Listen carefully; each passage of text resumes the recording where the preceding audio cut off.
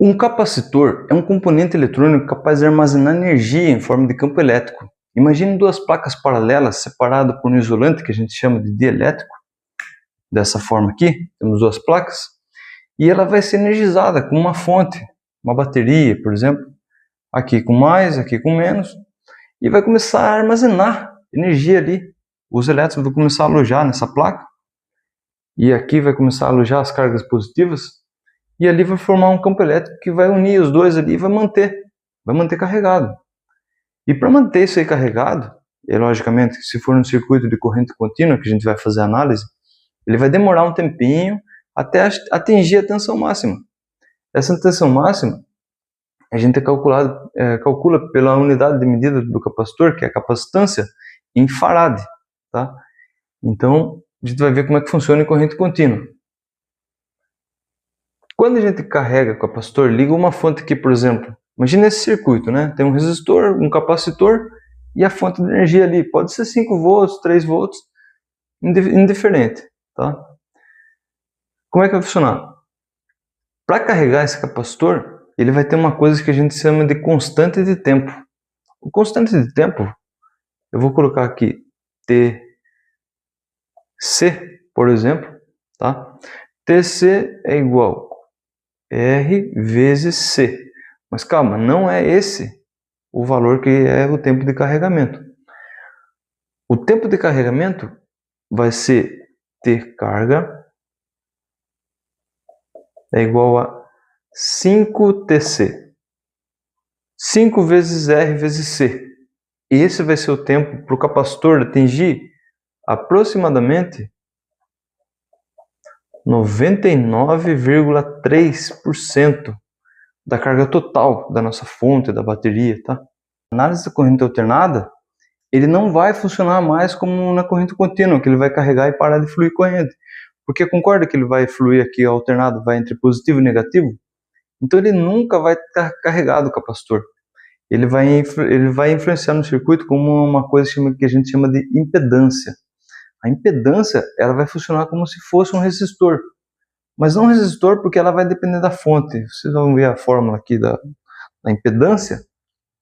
É o seguinte, XC é igual a 1 dividido por 2 π FC. XC é igual a 1 dividido por 2 π vezes a frequência da nossa rede vezes a capacitância. Por isso que ele vai funcionar como um resistor, né? Como eu falei, a corrente que ela vai alternar entre positivo e negativo e nunca vai chegar a carregar o capacitor. Ele vai ficar carregando e descarregando. Então essa impedância, a gente transforma o nosso capacitor em um resistor, entre aspas, tá? Porque não vira um resistor exatamente. É para a gente usar para fazer as contas dos cálculos das correntes nos nossos circuitos, tá? Então temos aqui dois exercícios, um de corrente contínua e um de corrente alternada. O de corrente contínua a gente vai ter que calcular o tempo de carga do capacitor. O tempo de carga do capacitor, lembra que é R vezes C vezes 5? Só que aqui temos uma unidade que é o farad, né? Mas você repara que está em microfarad. O que isso significa? Significa que o capacitor vai ter um valor de 0,000470 farad. Eu colocar desse jeito aqui para não encher de zero também no componente, né? Não tem como ficar gravando um monte de zero ali. Então eu usado os prefixos, tá? E o quilômetro? A gente já viu, né, que é 1000 vezes 1000. Isso aqui dá aproximadamente 0,47 segundos vezes 5, para a gente calcular o tempo de carga. Tempo de carga vezes 5, né? Isso aqui vezes 5, que dá aproximadamente 2,35 segundos. Então, nesse nosso sistema, para chegar a 99,3% da tensão total no capacitor, vai ser aproximadamente 2,35 segundos.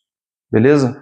E a nossa impedância nesse circuito de corrente alternada, lembra que a fórmula de XC é 1 dividido por 2πfc, onde F é a nossa frequência.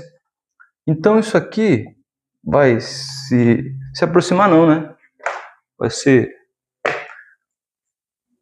1 dividido por 2 vezes π, vezes a frequência que é 60, vezes 12 microfarad, que é, vou colocar de forma escrita aqui, os números de zero para vocês entenderem, tá? 0,000012. O XC, fazendo essa conta aqui, dá aproximadamente 221 ohms, certo? Então a gente vai calcular a corrente agora.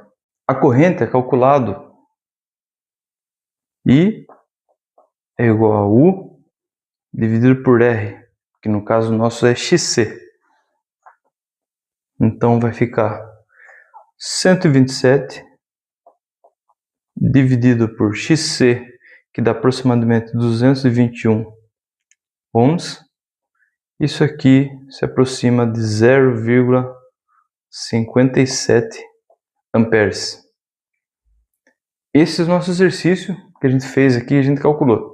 Eu vou testar esse circuito na prática, esse eu não vou testar porque eu não tenho um capacitor aqui hoje, mas quem sabe em breve eu faço esse teste aqui também, tá?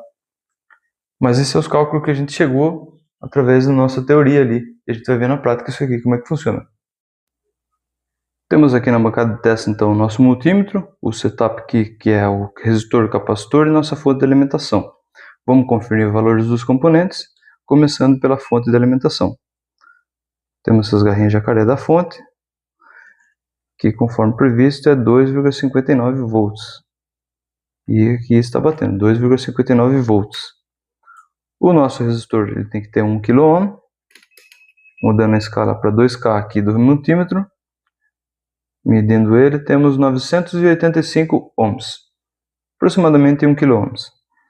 O nosso capacitor, vamos conferir a capacitância deles, colocando na escala do multímetro de até 2 mF, ele passa de 2 microfarad, que é a escala anterior, e vamos medir.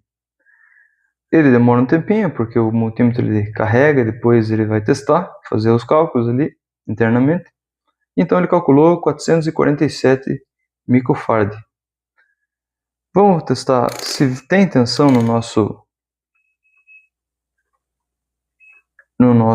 capacitor. Ele vai ter uma pequena tensão por causa do teste que ele fez, talvez. E tem 14 volts aproximadamente. Vou fechar um curto-circuito para ele descarregar. E não temos tensão nenhuma mais. Para fazer o teste agora, eu vou ligar o negativo direto na fonte, direto no nosso circuito, aliás. O multímetro eu vou ter que mudar para a escala aqui, mudar a escala e também o borne, colocar em miliamperes aqui, mudar na escala de até 2 mil.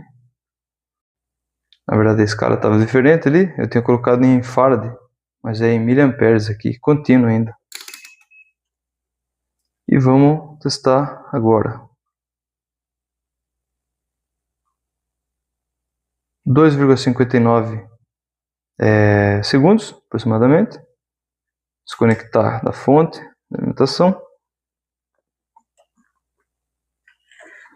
E testar quantos volts temos ali no nosso capacitor.